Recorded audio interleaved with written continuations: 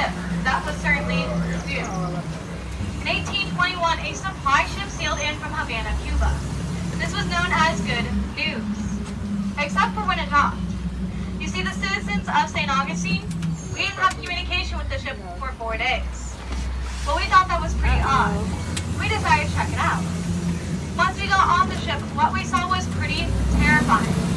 We saw black, floating bodies. They were bitten with flies and mosquitoes. Not one person survived, not even the captain. But hey, supplies are supplies, right? From the front. We pushed those bodies offshore. We took the supplies in and distributed it amongst St. Augustine. What we didn't realize, though, was that those biting flies were going to be bringing a biting surprise called yellow fever. Have you guys heard of it? Mm-hmm. Yellow fever was not good. You see, if you were to succumb to yellow jack, you'll be buried in Huguenot Cemetery. Huguenot Cemetery is one of the oldest cemeteries in St. Augustine. It's also known as Spirit Central. I do advise you take many photos at Huguenot. A lot of our guests do capture orbs, as well as shadow ghosts sitting amongst the trees. If you are taking photos, be sure to take photos with your flash on. Coming up on my side of the trolley is going to be that very Huguenot Cemetery. One of the victims of yellow fever was our dearest Elizabeth. Elizabeth's apparition is often seen standing right between our city gates, coming up on my driver's side of the trolley. She's usually there waving hello to all the locals and tourists coming into town. Let's all say hello to Elizabeth. Hello, Elizabeth. Hello, look at me like that, Elizabeth. In fact, many tourists do see Elizabeth during the nighttime. They get a little curious about her. Decide to ask our local shopkeepers who that cute Korean actor is. That's no reenactor. That is just Elizabeth. If you do find yourself walking through those city gates, getting cold chill, be sure to say hello to Elizabeth. She's personally one of my favorites. We are making our way to the Talamato Cemetery.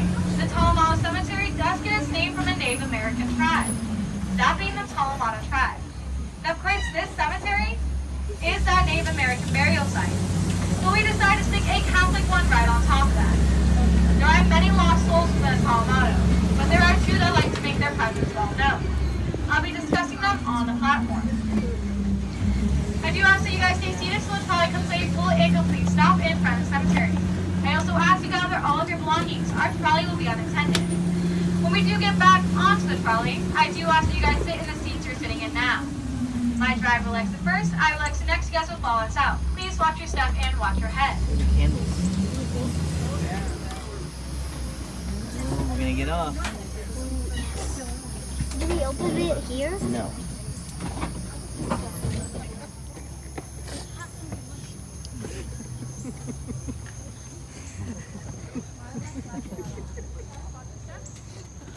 What's that?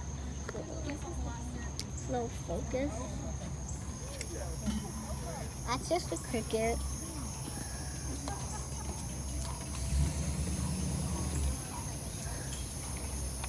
Kind of getting foggy.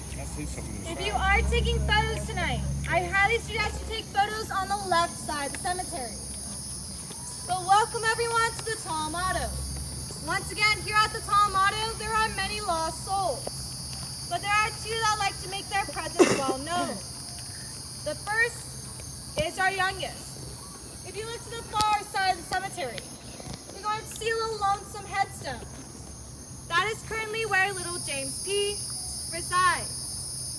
Right next to that headstone is a big oak tree. In fact, that's how many people believe James made his demise. It was said that James was climbing those branches, lost his footing, thus falling, and breaking his neck on impact. If you look at James' headstone, it indicates he was only 5 years old when he passed. James is often seen roaming the left side of the cemetery, as well as in Potter's Wax Museum. He's also seen by many young kids. I do see we have a couple here on tonight's tour. Keep an eye out. But I do have a question for everyone here tonight. Who would like to spend the night in the Talamato Cemetery? Not me! No!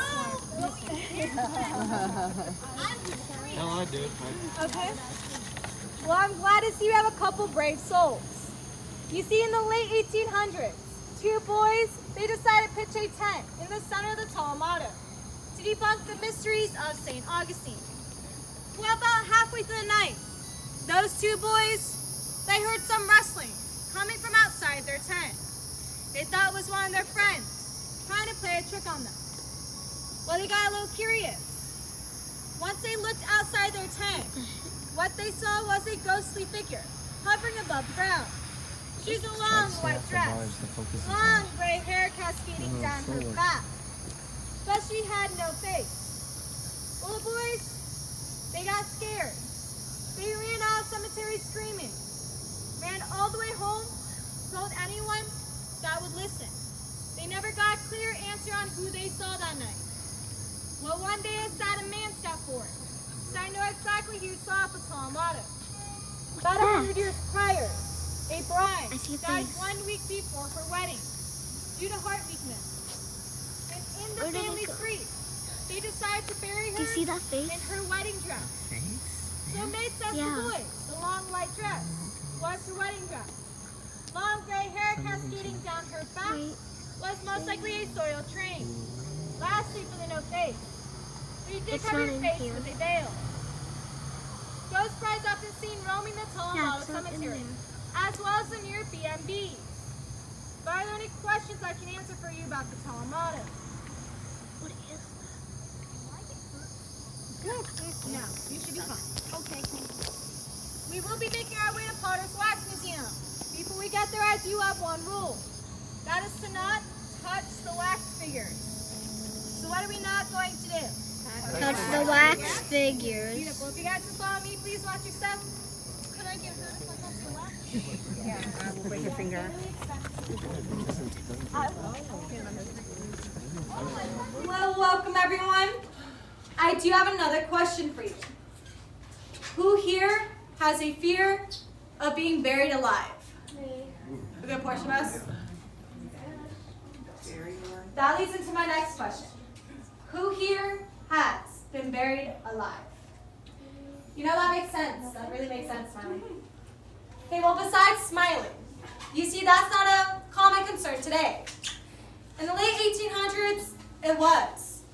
They used to have this medicine. It would contain grain alcohol, water, and opium. Sometimes opium put you in a coma-like state. We have that fancy technology to tell us if you were dead or in a coma. So we just buried you anyways. But after examining some bodies, we realized some people, they woke up from their coma-like states, about 6 feet under. They tried to claw their way out. At the top of their coffins would be claw marks. There were fingernails embedded into the wood.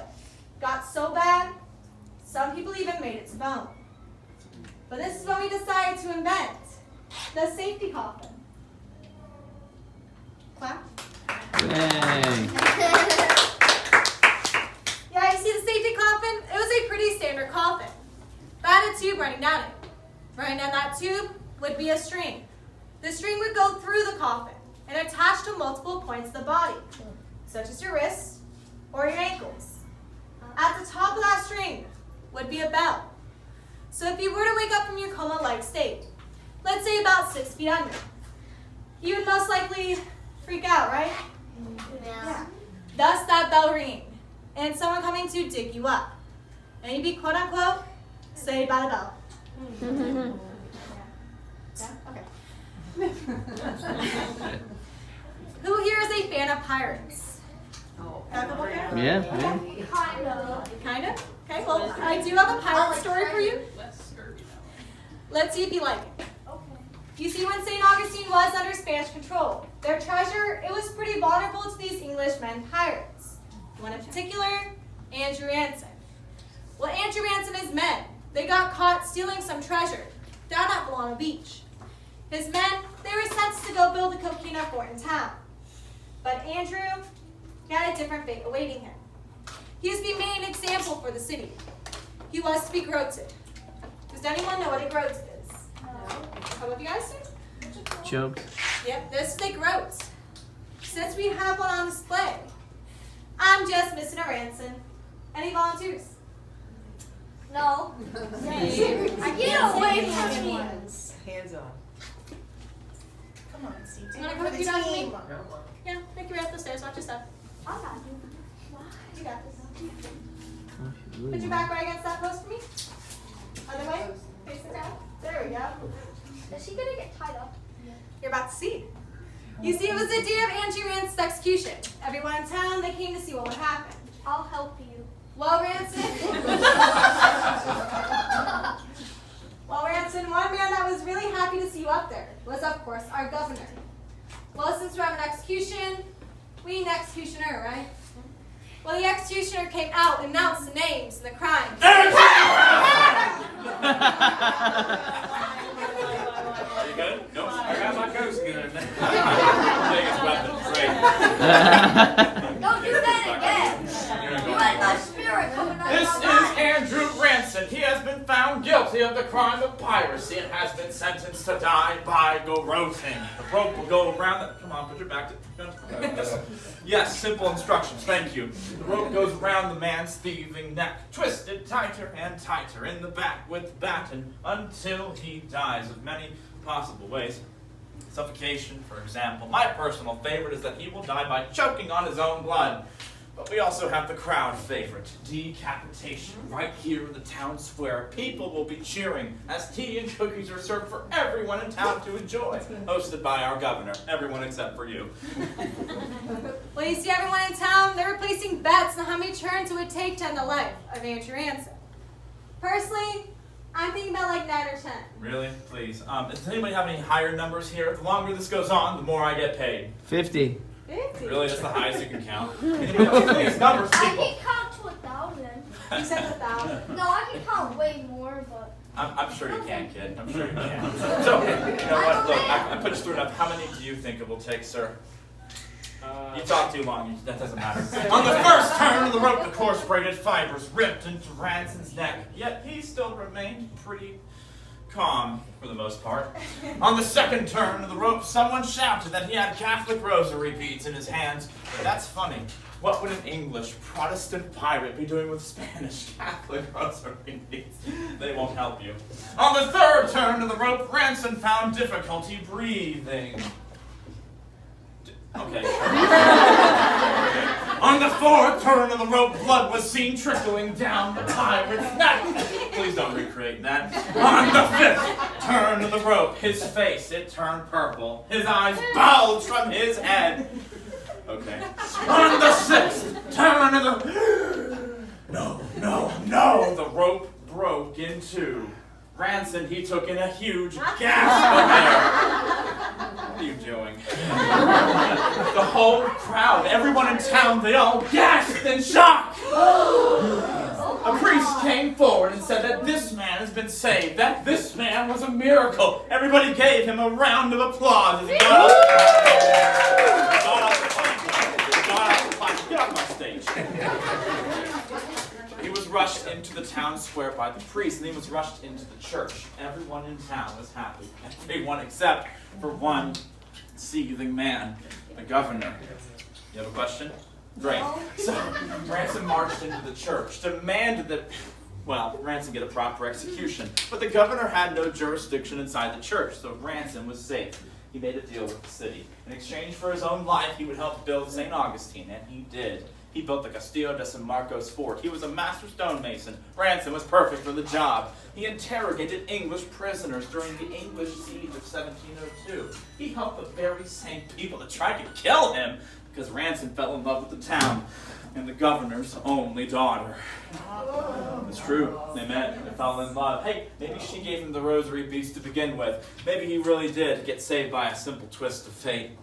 But the point was that they did get married. They had children as well. For 300 years of descendants. Some of them still live in this town. Because in 1684, a pirate was saved by a miracle. Speaking of miracles, I'm going to finish the job. Please? Oh, come on, I'll give you some money too. Please follow your driver out, follow your driver out. Give your executioner a round of applause, though. Yes, bro. Yes, I do. Plenty of it. I'll remember that part where you made my little... How about we give our Andrew Ranson one more round of applause? Well, you see, Potter's Wax Museum, it's pretty active in the morning time as well. The main reason is because Oh, I James see no- Colomado Yeah. is buried right It's all underneath over your Potter's screen. Wax Museum. There's a totem that stands in his honor. It is said Well, that a lot of totem was to be ones. destroyed. St. Augustine, it will cease to exist. A lot of locals do go on to Potters. Make sure that totem is still Oh, standing. that's Blair. No, As there's we turn something the else. corner, if you look on my side of the trolley, you're going to see a window. You might be able to see the top of that totem. In fact, a lot of our guests do take photos within Potter's Wax Museum and capture shadow ghosts roaming throughout the museum. Well,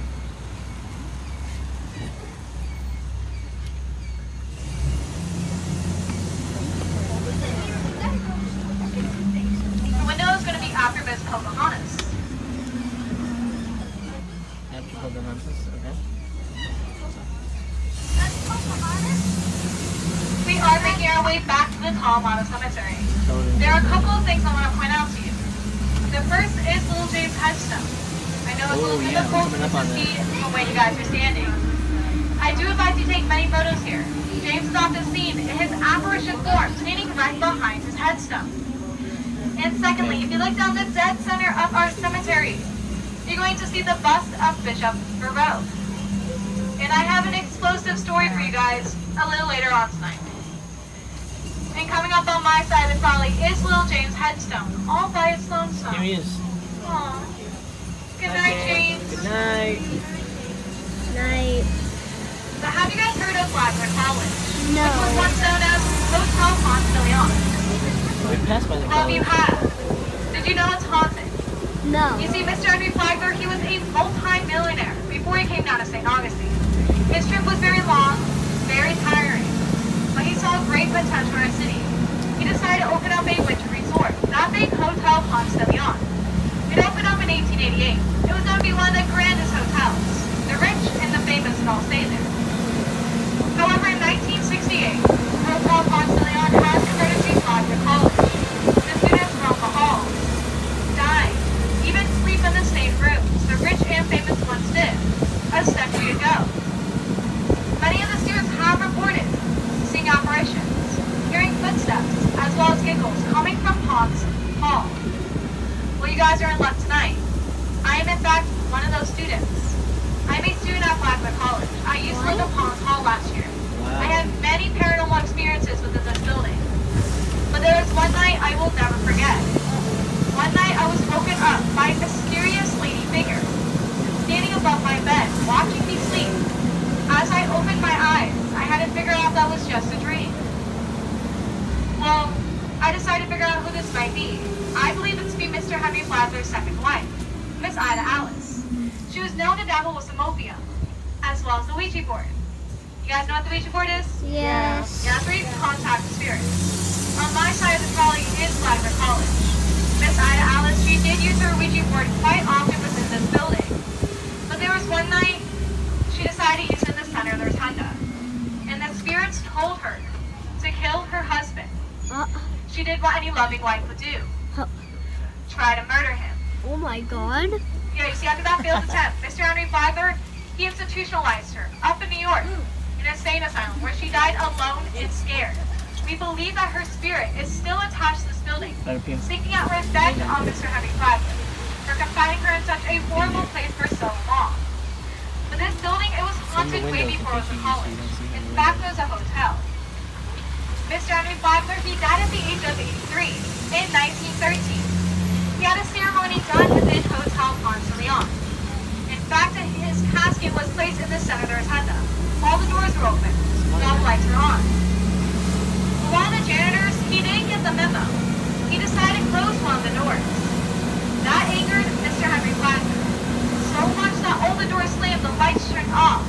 Mr. Henry Flagler's casket tipped over. What came from his casket, it was a green hue. This green hue, it landed on a tile towards the entrance. The guests ignored it until after the ceremony. They got a little curious.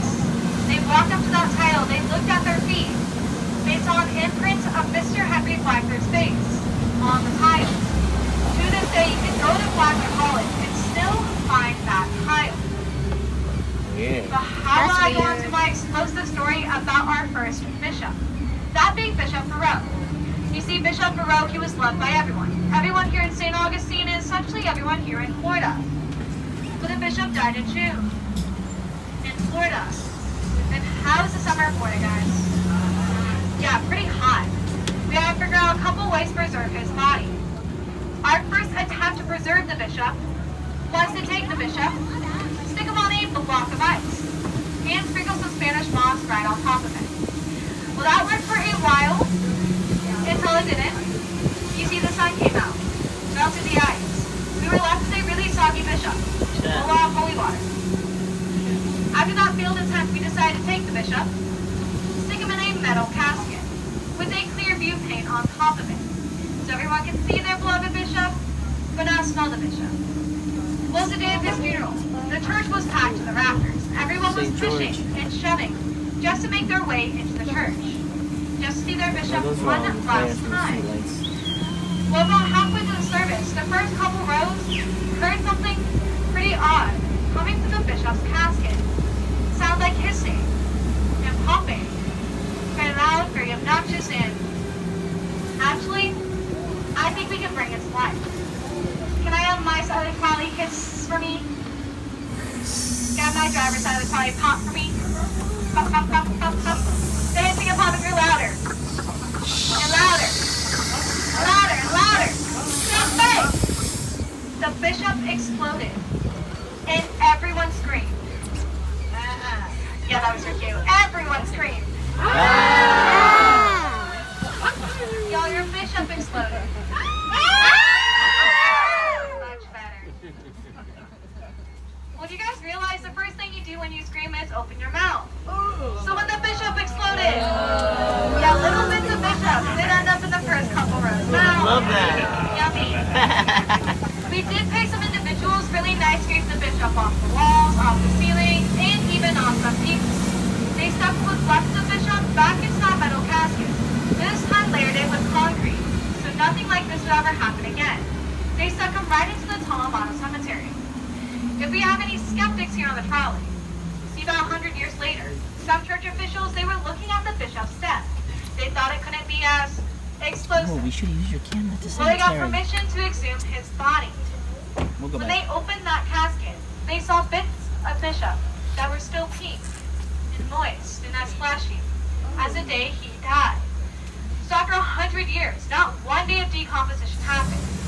Well, church officials, they looked down, they saw the bits of bishop, they thought that was enough evidence for them. They decided to close that casket, stick her right back into the Talamano Cemetery, where our bishop now rests in pieces. Let's take this for a lighter note. I do have a love story for you, but of course it involves a haunting. This love story takes place at our Casablanca Inn. Back in the day, the Casablanca Inn, it was ran by Miss Bradshaw. Miss Bradshaw knew of everyone staying at her inn. She noticed that these two men always checked in but never really stayed the night. So she decided to follow them. She followed them all the way down to the seafront. And it turns out those two men, they were illegal rum runners. You see this during the Prohibition era. Alcohol in St. Augustine, that was a big no-no at the time. But Miss Bradshaw, she was a keen businesswoman. She decided to cut the two rum runners a deal. She told them that they could run their operation outside of her back room, and she got a cut of the profit. Smart lady. The rum runners, they thought that was a Check the great sides if idea. there's anybody. Well, that was until the government officials came to town. And it turns out their favorite inn to stay at was that very Casablanca Inn. You know, the one with all the illegal alcohol. This is when Miss Bradshaw realized she needed a signal. She would walk up to her widow's log with a lantern, face back and forth. And the rum runner saw that lantern, and then it was safe to go into the Casablanca Inn, distribute alcohol among St. Augustine. That lantern was not there, that meant the government officials were staying there. St. Augustine had to go night drive. Miss Bradshaw, she fell in love with one of these rum runners, but he mysteriously stopped showing up. We are going to be passing the Casablanca Inn today. I do advise that you take many photos there, especially on top of the widow's lawn. To this day, many voters say they see Miss Bradshaw holding that lantern in hopes that her long-lost lover would return. Coming up on my driver's side of the trolley is that very Casablanca Inn, the one with the On tiki this side, torches. can we get it? If you ever look on my side of the trolley, it's going to be our beautiful coquina fort, the Castillo de San Marco. I do advise you take many photos, especially on top of the gun stack. There's a lady in white that roams around this hour. If you find yourself in a casino, many guns have reported hearing dying screams and smelling a sweet, sickling smell of 1,000 roses. At a time, the Castillo, it was under U.S. control. It was called Fort Marion. Fort Marion, it was ran by a really tiny sergeant, that being Sergeant Tuttle. Well, he ordered his men to walk to the top of the gun stack, rearrange all of the guns. Well, these are cast iron cannons. They're pretty heavy. The men got all the cans in line except for the last cannon. Of course, that was the biggest and the heaviest. Well, the men gave the cannon a push. They pulled. They heard a crack come from underneath the cannon. To their surprise, the cannon fell straight to the floor. Sergeant Tuttle, he looked down that hole, saw the cannon, told his men he needed that cannon and go find it. His men walked down those coquina steps. They looked in the first room. No cannon. Looked in the second room. Still no cannon. But guess what? They looked in the third room. Guess what they found? The cannon? Not a cannon. They walked up those steps, looked down the hole. Surely the cannon was there. This is when Sergeant Tuttle must have realized the cannon has fallen in a room he has yet to discover. Well, he had this brilliant idea to hammer out all of the walls when this one wall came crumbling down. Surely the cannon was in the room. But what his men were met with was a sweet, sickly smell of 1,000 roses. The men disregarded it. They hoisted the cannon back up. What was underneath the cannon was a little bit more concerning. They saw hundreds of crushed bones, different sizes and different shapes. Today, if you ask the Park Services, they will tell you those are animal bones. But I don't believe it. You see, when the Castillo de San Marco was under Spanish control, it was ran by Commandant Garcia Martin and his beautiful wife, Dolores. With Dolores, she was known to have a wandering eye for the first lieutenant. One day, the first lieutenant, Dolores, they disappeared. Many believe they ran off to live their happy life. But what if it was a jealous husband that decided to lock them out in a forgotten place, where they're away for years? That room is now open. If you find yourself there, put your ear against one of the walls. You might hear their dying screams, as well as smell that same sweet, sickling smell of 1,000 roses. We believe that the lady in white on top of the gun set is Miss Dolores. If you do see her, you should say hello. We are now on our way to one of the most terrifying buildings in St. Augustine. It's actually old Florida. That being our old jail. Have any of you guys been to the old jail? Yes. Couple of you? Have you guys been during the nighttime? No. Couple of you, okay. You guys might know what's going on. You see, the old jail, it has been pretty active for the past couple days. It was originally constructed, contained so many negative energies. Some of those being rage, violence, vengeance, greed. Those energies, they don't go away when you drag the dead bodies out. Those energies, they seep into the walls, it seeps into the floor, it stains the air. You can ask the daytime staff. They will tell you they've experienced these energies. Some have heard footsteps. Others have been pushed down the stairs. Some have even been scratched within the old jail. The old jail will hold about 400 prisoners. You would think they'll put about 2 to 3 in each cell. That wasn't the case here. It'd be about 5 to 10. Overcrowding was a major issue, but the torture was a bigger one. Many of the prisoners would walk through those iron doors with life sentences, but never really last over 2 years. That is probably why many of the prisoners here at the old jail are pretty angry and pretty active. A lot of our guests do not want to encounter the crawler. The crawler is about 6 feet tall. The darkest dark shadows, lurking in the darkest parts of the old jail. He crawls on the walls, on the ceiling, and even on some unwanted guests. If you do see him, be aware. But I do want to present to you the old jail. Here at the old jail, we did have many paranormal investigators coming, some being kindred spirits, as well as paranormal seekers. But in 2017, we asked some local paranormal investigators to come in and get the answer we've all been looking for, which is how many people officially died within the old jail. We caught it on an EVP, electronic voice phenomenon. I have it here today. Yes. Would you like to listen to it? Yes.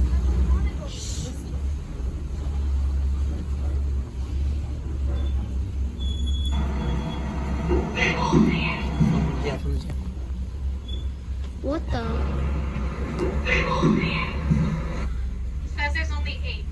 Listen closely.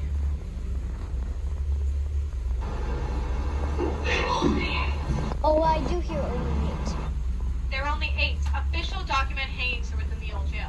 Those are the only official ones. There are many more deaths within this building. We will be going in tonight. Before we go in, it is extremely dark. There are about 2 flights of stairs as well as the floor being uneven. It does get pretty tight at some points. If you not feel comfortable going to the old jail, please let me know privately. But once again, if you'll follow us out, please watch your steps. Heck yeah. What should I put my other glasses on? Don't fall asleep, guys. Wait, we're going inside? You need to go to sleep.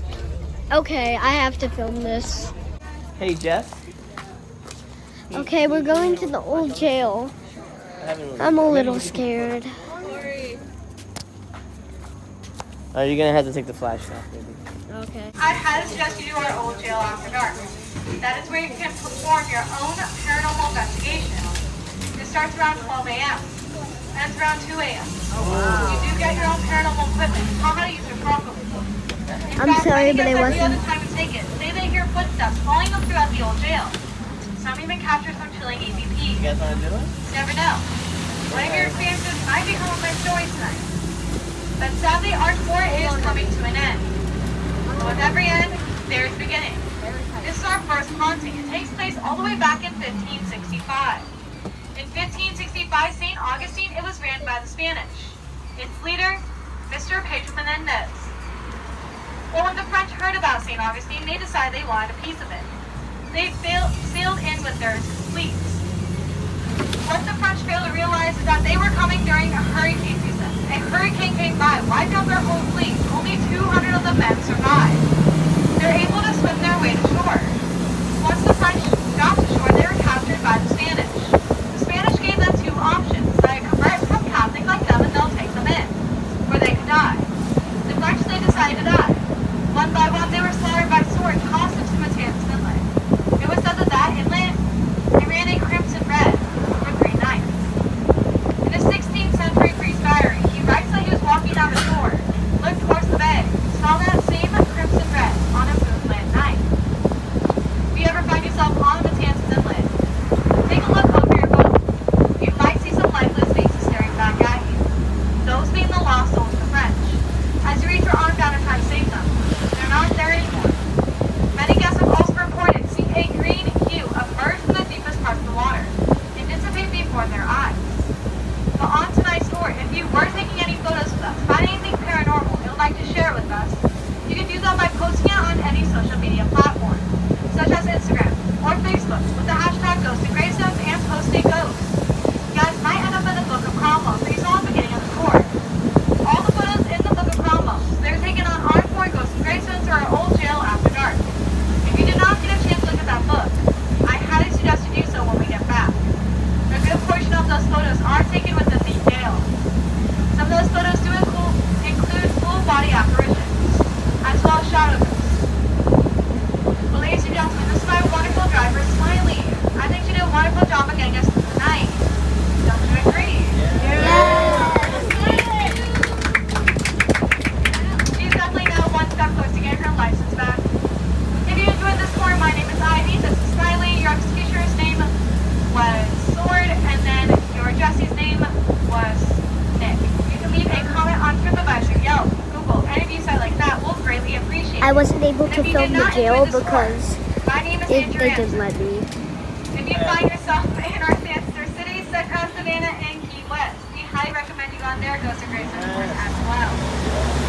And lastly, if you do not want any of the ghosts to follow you home tonight, I actually would didn't like to want leave an Savannah offering on to. our traveling merchants capital, we'll definitely put in a good word for you.